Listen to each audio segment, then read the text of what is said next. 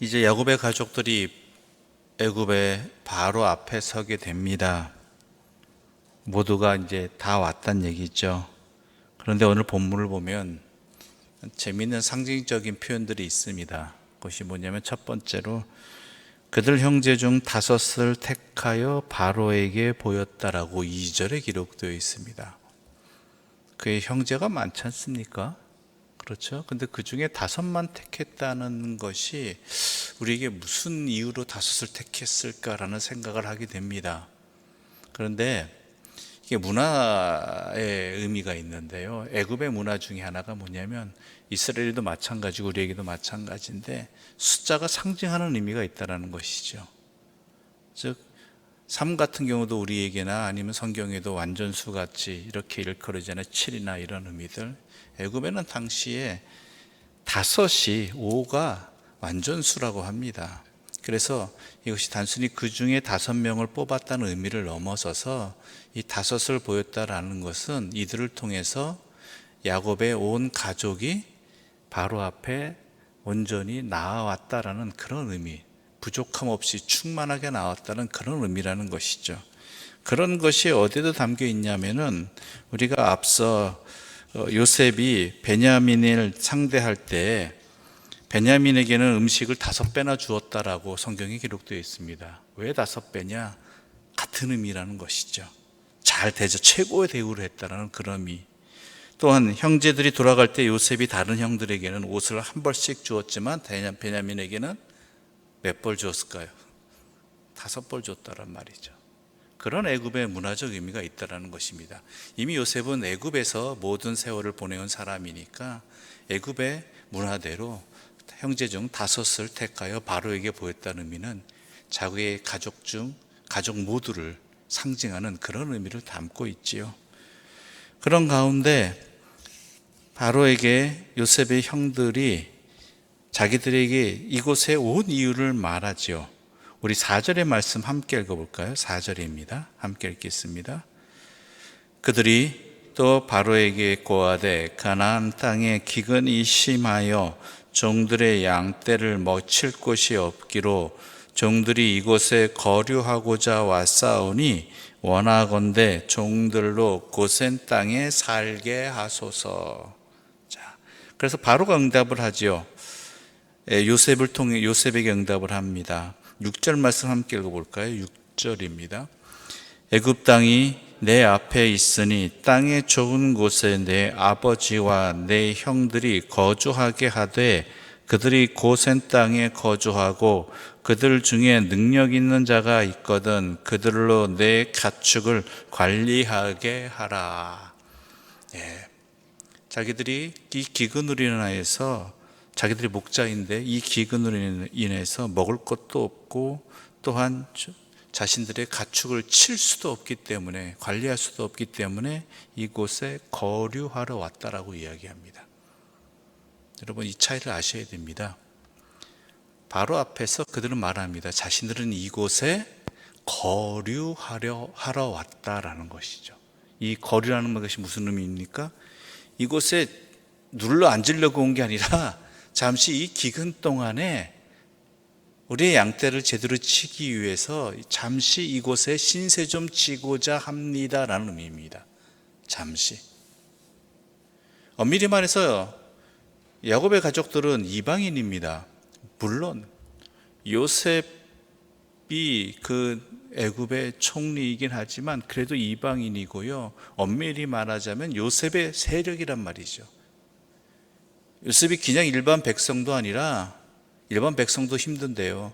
한 국가의 2번째 지위를 갖고 있는 사람이 자기의 가족들을 데려와서 한다는 것은 바로에게나 또한 그 땅의 원주민들에게 굉장히 좋지 않은 인식을 가져올 수 있습니다. 오해를 받을 수 있고요. 또한 자칫 잘못하면 비난의 대상이 된단 말이죠. 그것을 뻔히 알기 때문에 이들은 이렇게 얘기합니다. 자기들은 거류하러 왔다고. 근데 바로는 어떻게 얘기합니까? 너희들이 이곳에 거주해라라는 거예요. 거주해라.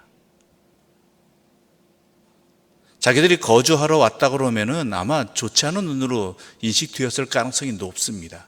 그런데 잠시 머물러 왔다라는 말을 들으니까 도리어 더 크게 아예 그러지 말고 이곳에서 거주하라라고 허락을 해주는 것이죠. 이것도 하나님께서 주신 지혜가 아닐까 싶습니다. 하나님의 지혜 가운데, 하나님의 은혜 가운데 연단되어진 백성들이 하나님 안에서 이 땅을 살아갈 때 얻는 지혜 중에 하나가 이러한 모습으로 드러나게 되는 것이죠. 그뿐만이 아닙니다.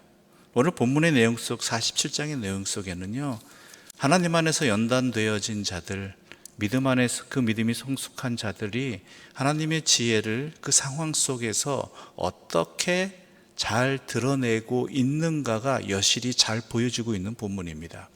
그 중에 하나가 뭐냐면 요셉이 그 뒤에 우리가 읽은 애굽 백성들의 돈과 가축과 그리고 토지와 그들을 사는 곡식을 곡식과 바꿔서 이것을 자기들의 왕의 소유로 삼는 그 모든 과정과 결과를 통해서 나타납니다.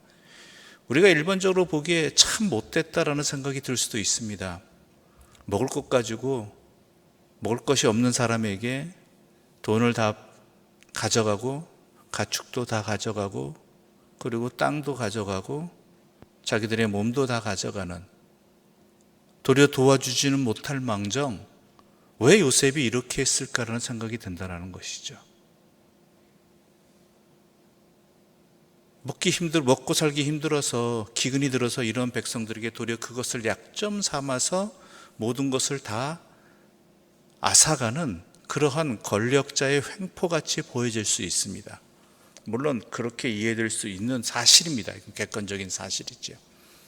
그런데 이것이 그것으로 멈추지 않는다는 것이죠. 그 다음이 중요한 거예요. 그렇게 한 이유가 있다라는 것입니다. 첫 번째는 모든 토지들, 모든 소유를 바로의 왕, 즉 국가의 소유로 만들어버리는 것. 이걸 오해하지 마십시오. 공산주의하고 착각하지 마십시오. 이건 다른 형태입니다. 이렇게 함께 하게 됨으로써 그가 이루고자 한 것은 무엇이냐면은 우리 23절과 24절 함께 읽겠습니다. 23절과 24절입니다. 함께 읽겠습니다. 요셉이 백성에게 이르되 오늘 내가 바로를 위하여 너희 몸과 너희 토지를 샀노라. 여기 종자가 있으니 너희는 그 땅에 뿌리라. 추수의 5분의 1을 바로에게 상납하고 5분에 사는 너희가 가져서 토지의 종자로도 삼고 너희의 양식으로도 삼고 너희 가족과 어린 아이의 양식으로도 삼으라. 이 당시 왕국이잖아요. 왕국 속에서는 빈부의 격차가 분명히 있었습니다. 심했죠.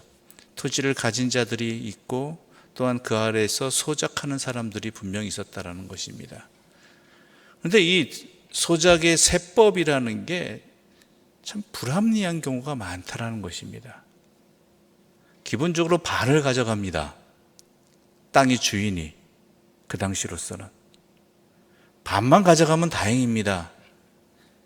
우리나라의 예를 들어보아도 힘들고 어려울 때 뭐냐면은 참 부자들의 그 땅 주인들의 특징이 뭐냐면 땅이 풍작이 되건 흉작이 되건 자기들의 걷어갈 소유는 줄이지 않기를 원한다는 것이죠. 그럼 누구의 것 줄여요? 소작농들의 소유를 줄인다는 것입니다. 몫을. 그러면서 여러 가지 명목으로 걷죠. 단순히 그 땅에 대한 권리의 반을 가져가는 것뿐만, 전체 소득의 반을 가져가는 것뿐만이 아니라 뭐 이런 물을 사용했다느니 뭐 농기구를 사용했다느니 또 어쩌다느니 이런 식으로 해가지고 굉장히 많이 걷어가는 것이 어려운 시대에 참 그 당시 소작농들이 살기 힘든 모습이었습니다. 그것도 어느 주인에 따라서 다 달라진단 말이에요. 애굽도 마찬가지였습니다. 근데 요셉은 어떻게 이런 기회를 통해서 땅 가진 사람들의 모든 소유를 땅을 한 다음에 아예 소작료를 정해버리는 거죠. 흔들리지 않게. 어떻게 해요? 5분의 소득의 5분의 1이다라는 거죠. 추수의 5분의 1. 이건 굉장히 합리적인 것입니다. 기준량이 있는 것도 아니고 땅이 흉년이 되건 풍년이 되건 이만큼을 내라가 아니라 추수한 것의 5분의 1, 그것도 절반이 아니라 5분의 1이라는 거죠. 나머지 5분의 4는 당신들이 사용해라. 종자로도 사용하고 가족을 위해서 사용하고 그렇게 하라는, 이것이 확실한 기준을 잡아주는 기회로 삼았다라는 것입니다. 도리어 이들에게 있어서, 소작농들에게 있어서, 애굽의 백성들에게 있어서는 이거는 물론 땅 주인은 아니지만, 땅을 가졌던 사람들에게는 참 불공평한 일이지만, 대부분의 백성들에게 이것이, 소작농들인 그 땅의 백성들에게 있어서는 매우 좋은 기회가 도리어 되었다라는 것이죠. 바로 요셉의 이러한 지혜가 하나님 안에서 연단되어진, 즉 단순히 꿈을 풀이하고 또한 7년 풍년 동안 7년 흉년을 대비하고 하는 것을 넘어서서 자기가 있는 그 땅의 모든 사람들이 함께 더 좋아질 수 있는 그러한 기회가 되었고, 그러한 지혜를 발휘했다라는 것입니다.